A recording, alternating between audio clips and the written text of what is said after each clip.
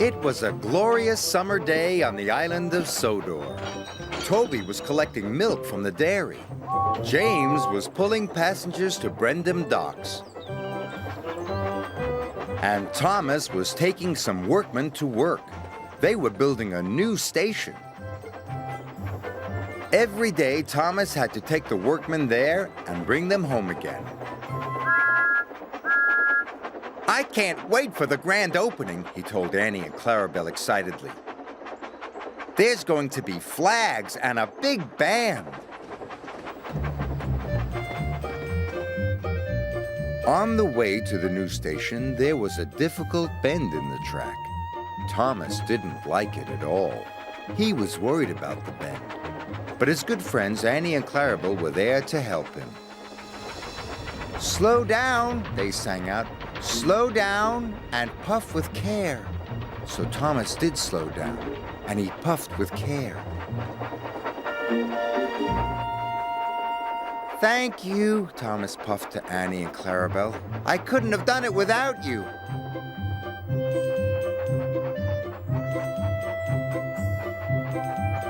Thomas arrived safely at the station. Sir Topham Hatt was waiting for him. "Today, Annie and Clarabelle are to go for their refit," he told Thomas. "You must take them to the workshop straight away." "But how will I take the workmen home?" asked Thomas. "You can use ordinary coaches instead," said Sir Topham Hatt. "Yes, sir," said Thomas, and he puffed away to the workshop.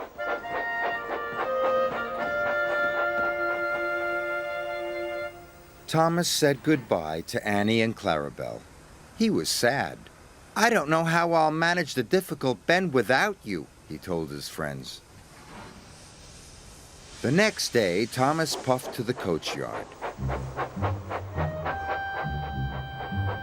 He was still thinking about the difficult bend. Thomas went too fast and gave the coaches a mighty biff. The coaches rolled along the line and bumped into James. "Watch what you're doing!" James snorted. "Sorry," Thomas puffed. Thomas was missing Annie and Clarabelle. He would never have biffed into them. Soon Thomas was on his way to pick up the workers at the new station. Difficult bend," he puffed nervously. The difficult bend came nearer and nearer. Thomas was supposed to slow down, but he wanted to get past the bend quickly. So Thomas went faster and faster. The coaches rattled and shook. Soon be over, Thomas said to himself. And soon it was.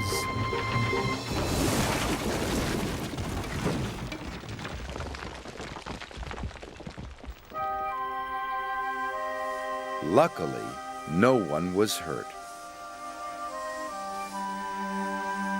But Thomas felt sadder than ever. Harvey arrived to help clear up the mess. Harvey didn't like seeing Thomas so unhappy. "I can't go around the difficult bend," Thomas wheezed sadly. "I'm not a useful engine without Annie and Clarabelle." "You are a really useful engine," said Harvey, "and a jolly good friend." And he puffed away.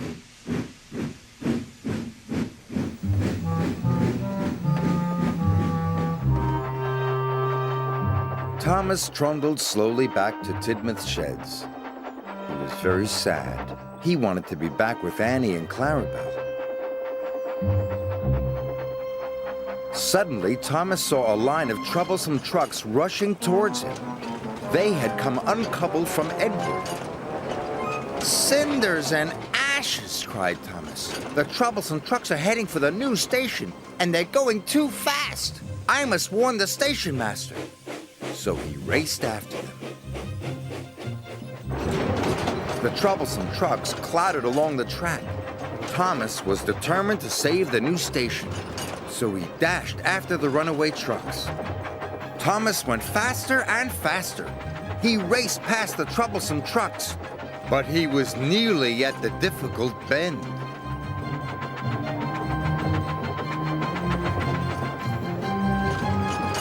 Thomas wanted to go fast, but he knew he couldn't. Slow down, said Thomas to himself. Slow down and puff with care. Thomas applied his brakes. He slowed down and puffed very carefully. He made it all around the difficult bend, all by himself. I've done it, he tooted. But so did the runaway trucks. Thomas puffed as fast as he could. And he raced into the station just in time. Runaway trucks are coming, he cried. You must change the points. The signalman quickly changed the points. The troublesome trucks hurtled into a siding. They biffed and bashed the buffers.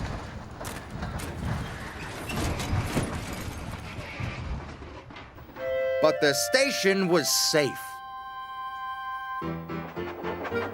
The next day, Thomas was back with Annie and Clarabelle.